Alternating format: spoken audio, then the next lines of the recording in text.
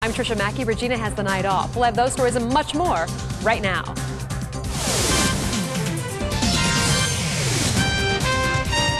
This is Cincinnati's first and only 10 o'clock news. On March 8th, firefighter Bill Ellison entered a burning home in Miami Township searching for people he feared were trapped inside. That home was empty.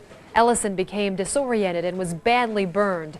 The Anderson Township firefighter, husband and father, first clung to life but died this week from his injuries. Today, Tri-State firefighters buried Bill Ellison in a somber ceremony that stretched across downtown Cincinnati.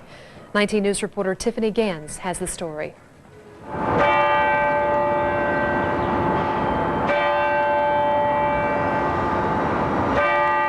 The bell tolls for a fallen hero. A hero to his wife and children. A hero to his co-workers. A hero who sacrificed and lost his life for strangers. If that's not a hero, then I don't know what would be. A sea of uniforms stand and salute in support of Bill Ellison. So many firemen from all over, police officers, and beautiful people all dressed up. A motorcade in mourning. A procession of people who knew him, loved him, and lost him. Everybody feels the pain that we're feeling right now from our loss. Anderson has lost one of the best firefighters they will ever have, and the world's lost a great guy. That's a shame. That's a shame. We thank you for your courage. We thank you for your generosity. We thank you for your sacrifice. Bill Ellison's bravery brought people out from Florida, Arizona, and all over the tri-state. The whole fire service has lost somebody, not just that department. While his family lost a father, a son, a husband, and a friend. What are we supposed to learn from it? How are we supposed to deal with it? Bill has died the way he would have wanted to. He was doing what he loved to do, and that was helping others. He lived to help people, and he died helping people. All we have in the end are the people we touch. And boy, did Billy touch a lot of people. A hero in the eyes of the people, who's still smiling in the face of sadness. We'll never forget him. He certainly will be missed. Bill kept watch over God's people. Today we ask God to send his angels to keep watch over him as they lead him into paradise.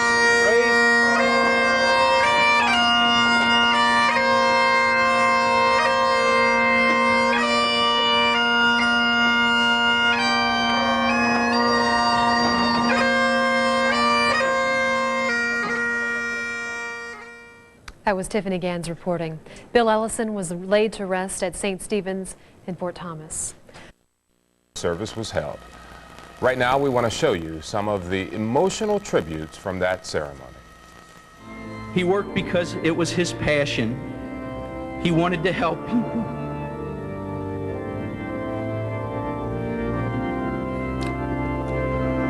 I know he wanted to make a difference.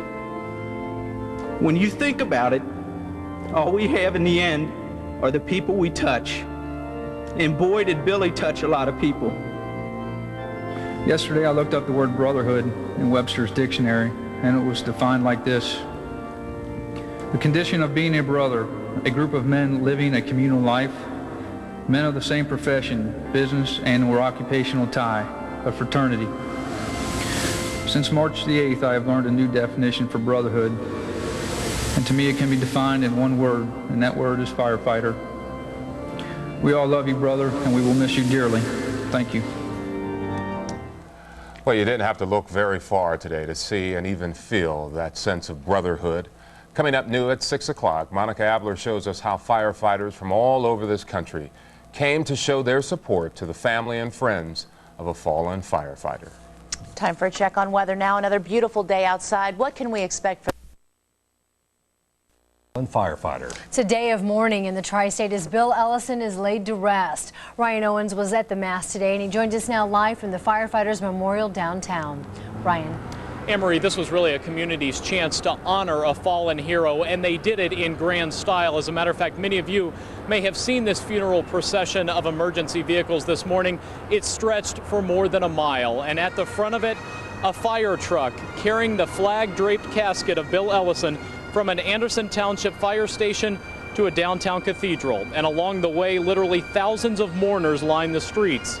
At the cathedral, Ellison's wife and 2 daughters were surrounded by supporters, a sea of uniforms, most of them from fellow firefighters. And inside the church, Ellison's younger brother said that the 38-year-old veteran firefighter died doing what he loved. During his eulogy, he remembered a conversation the two shared about a year ago. I recall telling him that I just could not understand why a fireman would run into a burning building. I said, "You don't get paid to die, Bill." Bill simply stated that if he didn't do everything that he could do to save a life, well, then he wouldn't be doing his job. And firefighters, of course, often go to help those who are in need. And today it was Bill Ellison's family who was in need of support. And tonight, Monica Abler shows us how many firefighters answered their call for help. Many of the firefighters lining Plum Street came from surrounding cities and counties, places like Cleveland and Urbana, to salute a fallen fellow firefighter. 20 years I've been with the fire department. I learned one valuable lesson, that we are one big family, we take care of our own. You know, our sincere expression of sympathy goes out to the families. For many firefighters, the death of Bill Ellison has recreated some painful memories of another tragedy in a different place, but one that happened under very similar circumstances. December 1999, a burning warehouse in Worcester, Massachusetts. Firefighters went inside thinking people were trapped. 6 firemen lost their lives. 6 memorial services attended by firefighters from all over the country. And that was just amazing, especially in Massachusetts, the turnout that we got. It was like here when we drove from the firehouse down here, and it was just amazing. People were standing out at 8:30 in the morning, you know, along the street, waiting and showing their respect and their concern and their support for the family. It seems to be a natural reaction. Firefighters respond in a time of crisis, whether it's because a building is on fire or someone they care about is suffering a personal loss. It's called love. I'm a retired Cleveland firefighter. I had 36 years in the department. We've been in different places for different things like this, but we take care of our own.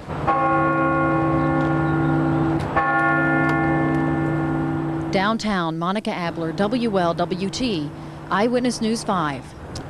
And as you heard tonight, on the minds of many of those firefighters is in fact the family left behind. Bill Ellison not only leaves behind his wife, but those 2 young daughters, just 4 and 8 years old. It is perhaps some consolation to their mother tonight that those girls will grow up hearing the many historic and heroic stories of their father. Live downtown, Ryan Owens, Eyewitness News 5. Thanks, Ryan. Now, if you would like to help Mr. Ellison's family, we do have donation information posted on our website. Just go to channelcincinnati.com and look under the top story. Family, friends, and even those who didn't know Bill Ellison stopped today to say goodbye to the fallen firefighter. Tonight, even more support for his family. Stay up, stay informed. The news starts now. You're watching WLWT-TV, Channel 5 Cincinnati. Coverage that's first, fast, accurate throughout Greater Cincinnati and the Tri-State. This is Eyewitness News 5 at 11. I think everybody just wants to kind of help. You know, I think everybody feels a loss. Communities around the Tri-State unite tonight to help the family of Bill Ellison. I'm Anne-Marie Tiernan. And I'm Dave Wagner. We're going to get to our top story in just a moment. March 8th. He fell through the first floor into the basement and was badly burned. He leaves behind a wife and 2 young daughters. Well, that funeral is over now, and fire crews are back on the job trying to cope with the loss. Many who knew Bill Ellison don't want it to be business as usual. They want to ensure that he is not forgotten and that his family is provided for. Elena Chari has this story. Elena. Anne-Marie, an overwhelming day in which Bill Ellison's life was honored with ceremony, prayer, and fundraisers. The children and wife he left behind are in the minds and hearts of many tonight. I felt the pain of what his family and the members of the fire department were going through. We decided that this would be a good thing to do, that his family could certainly use the help, and we thought we could jump in and do that. There was little they could do now, but what they are doing counts a lot. A memorial fish fry for Bill Ellison. 135, 134. Bill Ellison's ultimate sacrifice, March 8th, a rescue attempt in a burning house. In his honor, the fire chief in Edgewood and his crew decided to donate the profits of this fish fry to help Ellison's wife and daughters. And we cannot accomplish what we do if we don't work as a team. And I think that's where the camaraderie comes from. Though their fish fries are popular, this one is special. Long lines, concerned residents eager to donate. I couldn't even begin to think, especially with the two young ones. I got two little ones of my own. I grew up in a firehouse. My dad was the chief at Crescent Springs Fire Department for many years. And I understand, you know, the nervousness, every time they go out the door, you don't know if that's the last time that you'll ever see him. The last time they would see Bill Ellison at his funeral services at St. Peter and Chains. Firefighters dressed their best for their final salute. Today, we come to say farewell to our brother Bill. It is a sad day. It is a terrible day. Bill Ellison is the first firefighter to die in the line of duty since 1994 in our area. I'm Elena Chowdhury, WLWT Eyewitness News 5. Thanks, Elena. Now, if you'd like more information on the Ellison Memorial Fund, we've posted information on our website. It's channelcincinnati.com. Just click on the top story. You're watching 12 WKRC TV, a new generation of news.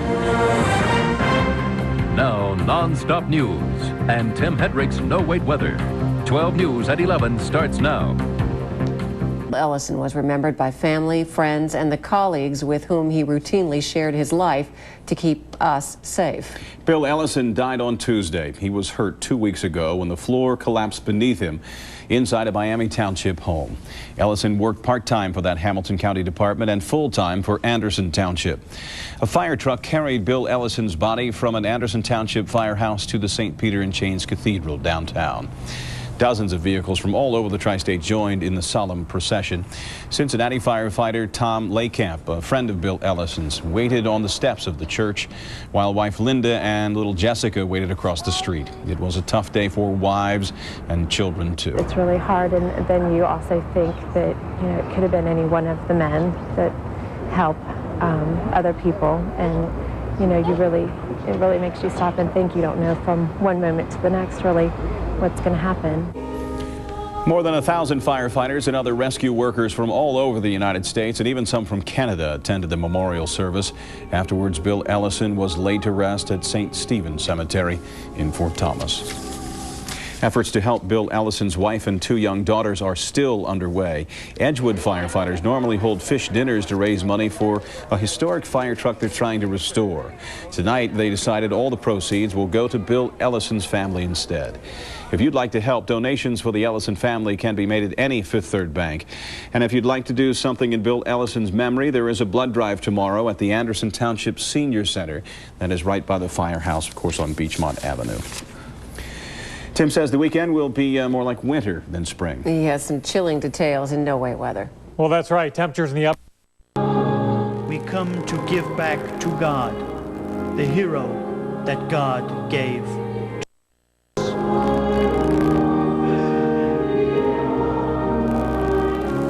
A day as a father, husband, and fellow firefighter is laid to Ellison gave his life in the line of duty, and today hundreds of family, friends, strangers gave their time and their tears watching as a red fire truck carried Ellison to his final resting.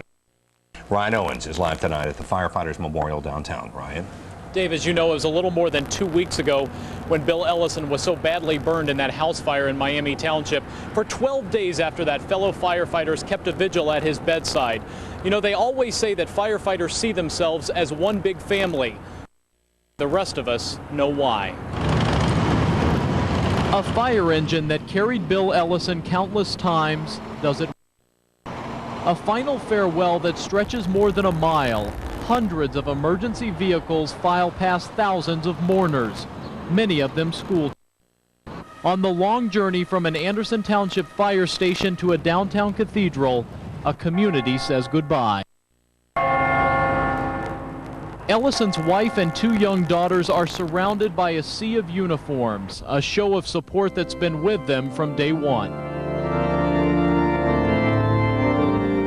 Bill was a hero because every day he was willing to put his life on the line for the people of this community.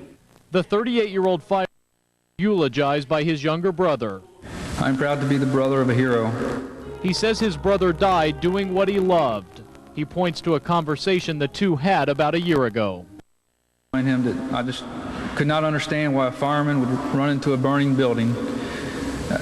I said, "You don't get paid to die, Bill." Bill simply stated that if he didn't do everything that he could do in life, he'd be doing his job. Ellison's job was to save lives, and those who work with him say he did it better than anyone. A firefighter and paramedic who served this community for 14 years. Now it's the community's. Since March, a new definition for brotherhood, and to me it can be defined in one word, and that word is firefighter. We all love you, brother, and we will miss you dearly.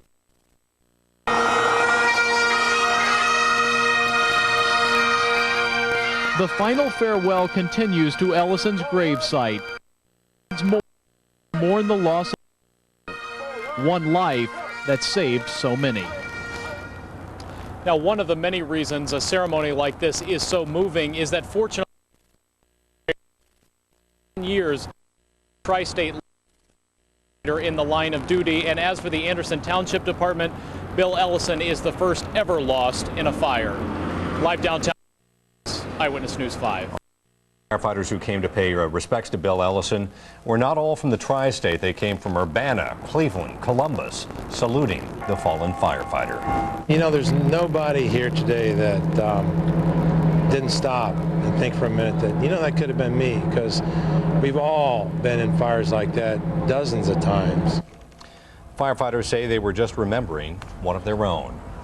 And you can read more about Bill Ellison and his devotion to his family and firefighting by logging onto our website. You'll find this story under the top story section.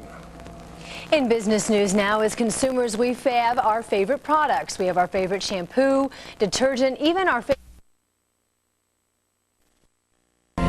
Ellison's memorial continues our coverage of the tri-state now.